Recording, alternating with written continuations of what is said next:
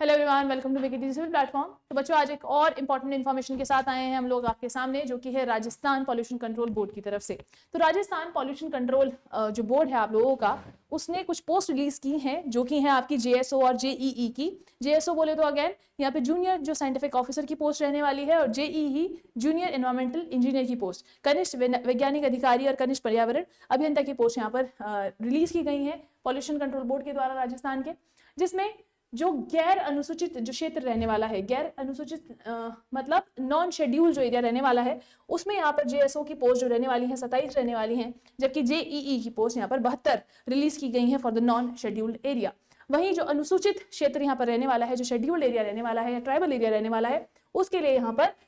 JSO के लिए कोई पोस्ट नहीं है, पर जेईई के लिए एक पोस्ट यहाँ पर रिलीज की गई है बच्चों। वहीं टोटल पोस्ट अगर आप देखेंगे तो 27 जेएसओ की पोस्ट है और 73 आपकी जेईई की पोस्ट यहाँ पर रिलीज की गई है। अगर पोस्ट का बाइफर्केशन देखना है तो कुछ इस तरीके से देख सकते हैं, जैसे कि यहाँ पे देख सकते हैं आप, ये अनरिजर्व कैटेगरी के लिए है, ये एससी के लिए, एसटी के लिए, ये आपका बैकवर्ड क्लासेस के लिए, मोस्ट बैकवर्ड क्लासेस और इकोनॉमिकली वीकर सेक्शन के लिए यहाँ पर बाइफर्केशन दिया हुआ है। अनरिजर्व कैटेगरी के लिए जेएसओ के लिए अगर आप यहाँ पर बच्चों देखेंगे तो यहाँ पर टोटल 27 पोस्ट में से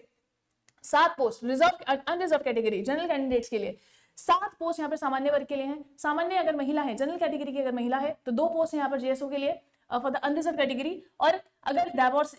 अगर विडो है तो विडो के लिए यहाँ पर एक पोस्ट रिलीज की गई है फॉर द अनरिजर्व कैटेगरी। तो इन ऑल जो अनरिजर्व कैटेगरी के लिए है तो टोटल 9 पोस्ट यहाँ पर है जेएसओ की। और वहीं जेईई की अगर हम बात करें तो यहाँ पर 7 पोस्ट, ठीक है ना, सॉरी यहाँ पे 10 पोस्ट है आपकी जेएसओ की, और जेईई के लिए अनरिजर्व कैटेगरी के लिए अगर आप देखेंगे तो यहाँ पर देख सकते हैं सामान्य के लिए 25 है यहाँ पर, और आपकी जो सामान्य महिला है उनके लिए 7 है, और विडो के लिए आपकी 3 पोस्ट यहाँ पर रिलीज की गई हैं, ठीक है ना। तो यहाँ पर देख सकते हैं जेएसओ के लिए अनरिजर्व कैटेगरी में कुल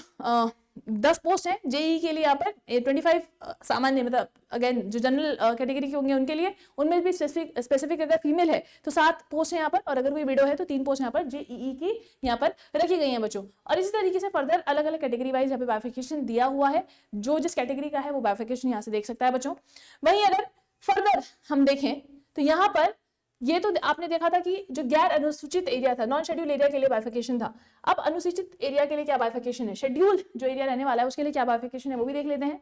शेड्यूल एरिया में जेएसओ की कोई पोस्ट नहीं है, पर जेईई की यहाँ पर कुल एक पद है यहाँ पर, वो भी पद जो है अनरिजर्व कैटेगरी के सामान्य उसमें आता है, ठीक है ना। तो ये आपका शेड्यूल एरिया के लिए है, ठीक है, स्पेशली वहां पे लिखा भी है क्षेत्रीय कार्यालय बांसवाड़ा। तो शेड्यूल एरिया के लिए यहाँ पर है, और मतलब जो गैर अनुसूचित था या जो आपका नॉन शेड्यूल एरिया था उसके लिए मैं ऊपर बाइफिकेशन देख लिया है, ठीक है। फर्दर अगर हम अब बात करते हैं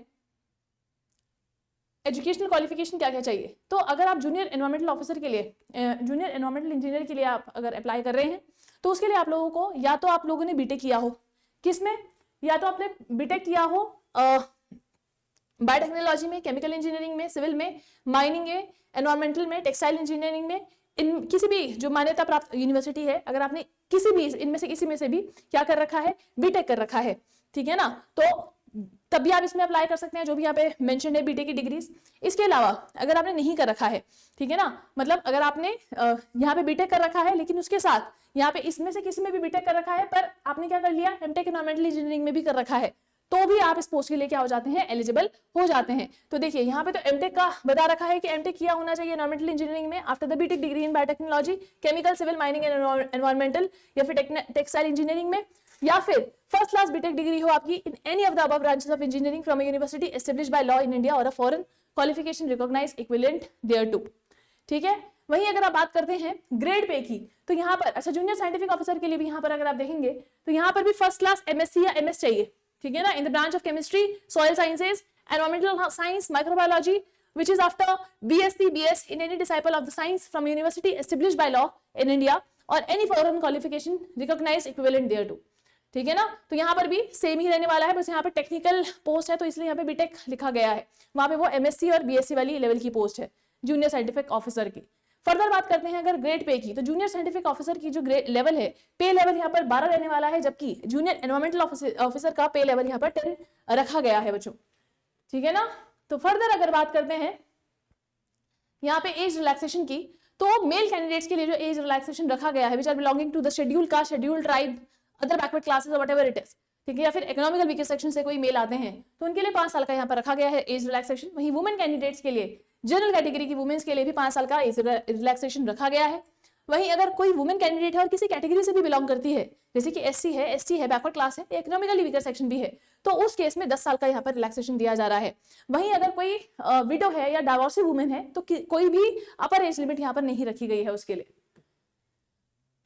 ठीक है, तो यहाँ पर अगर आप देखेंगे हमारा जो नेक्स्ट इंपॉर्टेंट पॉइंट है,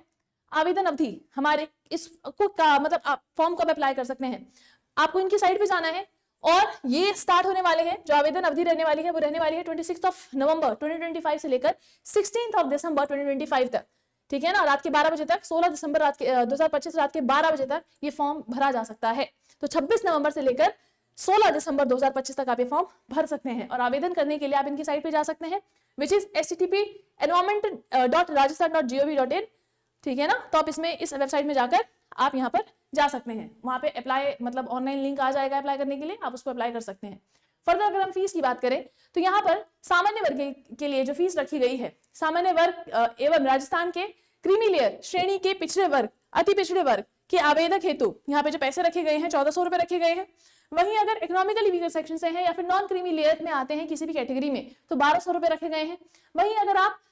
समस्त जिसे कहते हैं निशक्त जन, राजस्थान की अनुसूचित जाति से आते हैं, अनुसूचित जनजाति से आते हैं, तो उसके लिए यहाँ पर 1000 रुपए रखे गए हैं as a form fees. Further अगर हम इस पेपर की बात करें तो पेपर यहाँ पर अगेन पेपर में लगभग 75 क्वेश्चन आने वाले हैं। ठीक है ना, जिसमें अगर मैं एनवायरमेंटल ऑफिसर की ही बात करूं, देखिए दोनों में ही सेम वो है, कुछ अलग नहीं है, सिलेबस का डिफरेंस आप लोगों को दिख जाएगा शायद, पर पेपर पैटर्न बिल्कुल सेम है। जब सब्जेक्ट आने वाले हैं 2 भागों में है, पार्ट ए पार्ट बी, और 60 क्वेश्चन आपके बिल्कुल जो एनवायरमेंट स्पेसिफिक हैं वो पूछे जाने वाले हैं और 15 क्वेश्चन यहाँ पे नॉन टेक के आने वाले हैं, जिसमें आप लोगों से जनरल नॉलेज पूछी जाएगी, जनरल अवेयरनेस कितनी है वो पूछा जाएगा, रीजनिंग पूछी जाएगी। ठीक है ना, इस तरीके के क्वेश्चन आपके पार्ट बी में पूछे जाने वाले हैं, जो कि 15 मार्क्स के आपके लोगों के रहने वाले हैं। कुल समय जो इस पेपर को देने के लिए रखा गया है वो 1.5 घंटा, दैट मींस 90 मिनट्स यहाँ पे रखे गए हैं और टोटल मार्क्स यहाँ पे 225 मार्क्स का पेपर रहने वाला है, जिसमें जो नेगेटिव मार्किंग है वो आपकी 1/3 रहने वाली है। प्रत्येक क्वेश्चन 3 मार्क्स का रहने वाला है और negative marking 1/3, that means 1 mark deduct कर दिया जाएगा फॉर एवरी इनकरेक्ट आंसर। और एग्जाम को पास करने के लिए मिनिमम 40% आप लोगों को चाहिए ही यहाँ पर। ठीक है ना, सिलेबस यहाँ पे मेंशन है। अगर आप एनवायरमेंटल इंजीनियरिंग के लिए प्रिपेयर कर रहे हैं तो सिलेबस कुछ इस तरीके से आप देख सकते हैं बच्चों। दिस इज पार्ट ए, तो यहाँ पर ये सिलेबस दिया हुआ है, पूरा एनवायरमेंट स्पेसिफिक सिलेबस है, चाहे आपने बीटेक लेवल में पढ़ा हो या एमटेक लेवल में, यही सिलेबस यूजुअली रहता है। थोड़ा सा अगर बीटेक में आपने देखा होगा तो यहाँ पे थोड़ा सा जैसे कहते हैं मॉडिफाइड वर्जन है, थोड़ा अलग, थोड़ा मतलब एडिशनल सिलेबस एडेड होता है compare to that of the BTech. ठीक है ना, अगर आपने एमटेक किया हुआ है एनवायरमेंट में तो आप बहुत इजीली सिलेबस को कवर अप कर सकते हैं बच्चों, कुछ हार्ड एंड फास्ट नहीं है। ठीक है ना, जैसे कि मैंने कहा था बच्चों पैटर्न तो बिल्कुल सेम है। अपने डॉक्यूमेंट्स आप लोगों को अपडेटेड रखने हैं इस फॉर्म को भरने के लिए, जैसे आपका फोटो हो गया, साइन हो गया, it should be updated sign, updated photo आप लोग अभी से प्रिपेयर कर लीजिए। ठीक है ना, ताकि अपलोड करते हुए टाइम आपको दिक्कत ना हो। साथ ही साथ अपने सर्टिफिकेट्स भी रेडी रखिएगा। ठीक है ना, कि अगर आप जिस भी कैटेगरी के करस्पॉन्डिंग अप्लाई कर रहे हैं, मतलब उसके अक्रॉस अगर आप अप्लाई कर रहे हैं तो आपके पास वो सर्टिफिकेट रेडी रहना चाहिए बच्चों। तो ये थी कुछ महत्वपूर्ण जानकारियां राजस्थान पॉल्यूशन कंट्रोल बोर्ड की वैकेंसीज के बारे में। तो मिलते हैं ऐसे ही किसी अलग नोटिफिकेशन में। आज के लिए इतना ही, धन्यवाद।